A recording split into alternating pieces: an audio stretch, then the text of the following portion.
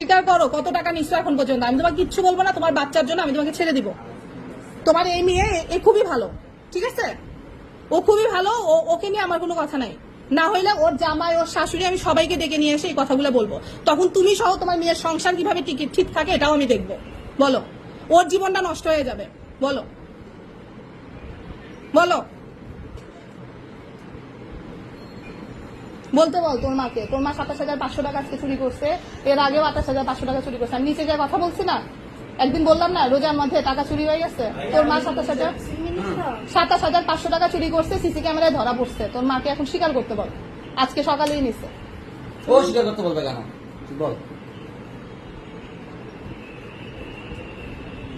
বলো বলো, বললে তোমাকে পুলিশে দিবে না কেউ, বললে আমি তোমাকে পুলিশে দিতে দিব না। তোমাকে তো আমি এমনি চাকরি থেকে বাদ দিয়ে দিচ্ছি, তো তোমাদের তো অত মান সম্মান জ্ঞান নাই, তোমার কিছুই হবে না আলটিমেটলি। বলো। কিন্তু হাজার ভয়ভীতি দেখানোর পরেও সে যখন কোনোভাবে স্বীকার করলো না, তখন আমাদের বাধ্য হতে হয় পুলিশ ডাকার।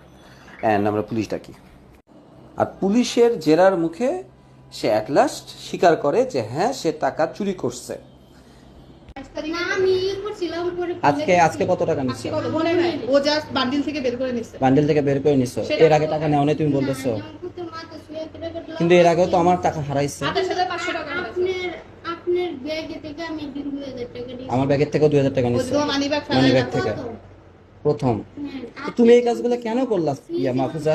তোমাকে আমরা কম দিছি জীবনে? আমার অনেক দরকার ছিল। তোর তোমার দরকার ছিল, তুই আমাকে বলবা, তুই আমাকে বললে আমি তোকে নিজে টাকা দিতাম। এতগুলি তো আজ পর্যন্ত কোনোদিন এরকম হয়েছে যে আমি বলছি, মানে তুমি আমাকে টাকার কথা বলতে আমি তোমার কোনোদিনও না করছি না। তুমি কিসের জন্য এই কাজ করলে? এই ইসরাত, তুমি এতদিন আসো না, সবাই তোমার টাকা কাটে না?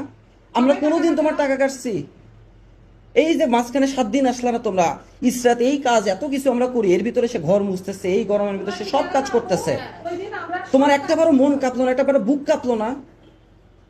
আমরা কোনোদিনও তোমার টাকা কাটি নাই। তোমাকে আমরা কত টাকা দিই? 7,000 টাকা দিই মাসে। 7,000 টাকা তুমি কাজ করো, এত টাকা দিই তোমাকে আমরা। এরও বেশি দেই, এর বাহিরে ওর বাচ্চার এটা লাগবে ওটা লাগবে। তোমার বাচ্চাকে আমরা ওয়াকার কিনে দিলাম, তোমার বাচ্চাকে কত কিছু করে দিলাম। সুস্মিতাপুর বাচ্চা যে দুধ খায়, ওর বাচ্চা নিউমোনিয়া হয়েছিল, সেই কোন ঈদে তোমাকে আমি, প্রত্যেকটা ঈদে আমি তোমাকে আমরা কত টাকা করে দেই তুমি একটু বলো তো? এবার 9,000 টাকা দিচ্ছে, এবার 9 না 10,000 টাকা দিচ্ছে এবার। এবং অবশেষে পুলিশের উপস্থিতিতে ওর বাসায় গিয়ে এই যে টাকাটা উদ্ধার করা হয়েছে। এই যে দেখেন, ঠিক এইভাবে সে এই জায়গাটাতে টাকাটা লুকায় রাখতো, যতবার সে চুরি করতো ঠিক এই জায়গায় টাকাটা নাকি লুকায় রাখতো।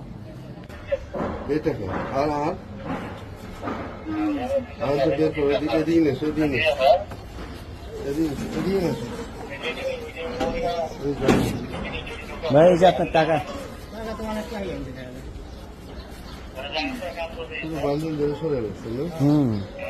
কান মেরে আনছে টাকা। এই টাকা সব এই যে তৈরি করলাম,